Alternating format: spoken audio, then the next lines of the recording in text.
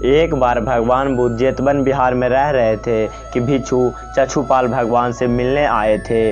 उनके आगमन के साथ उनकी दिनचर्या, व्यवहार और गुणों की भी चर्चा होने लगी। भिक्षु चछुपाल अंधे थे। एक दिन बिहार के कुछ भिक्षुओं ने कुछ मरे हुए कीड़ों को चछुपाल के कुटी के बाहर पाया। उन्होंने चछुपाल की निंदा करना शुरू कर दी कि उन्होंने जीवित प्राणियों की हत्या की है। भगवान बुद्ध ने निंदा कर रहे उन भिक्षुओं को बुलाया और पूछा, क्या तुमने भिक्षु को कीड़े मारते हुए देखा है? उन्होंने उत्तर दिया, नहीं। इस पर भगवान बुद्ध ने उन साधकों से कहा कि जिस तरह तुमने उन्हें कीड़ों को मारते हुए नहीं देखा है, वैसे ही चछुपाल ने उन्हें मरते हुए भी नहीं देखा है और उन्होंने कीड़ों को जानबूझकर नहीं मारा है, इसलिए उनकी निंदा करना उचित नहीं है। भिक्षुओं ने इसके बाद पूछा कि चछुपाल अंधे क्यों हैं? उन्होंने इस जन्म में अथवा पिछले जन्म में कौन से पाप किए थे?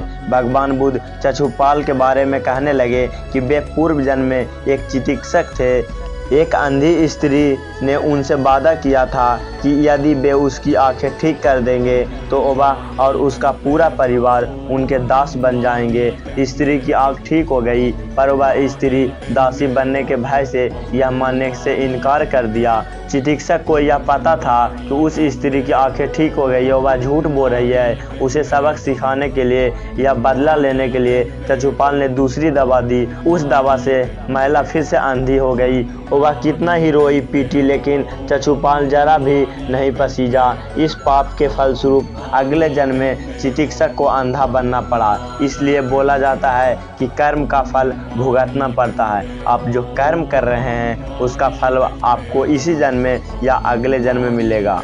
तो कर्म करते रहिए और अच्छे कर्म करते रहिए और सफलता की ऊंचाइयों को छूते रहिए। कहानी सुनकर आपको कैसा लगा कमेंट में ज़रूर बताएं। Like, share and subscribe. मिलते हैं हम दूसरे वीडियो में। तब तक के लिए आप सभी का बहुत बहुत धन्यवाद।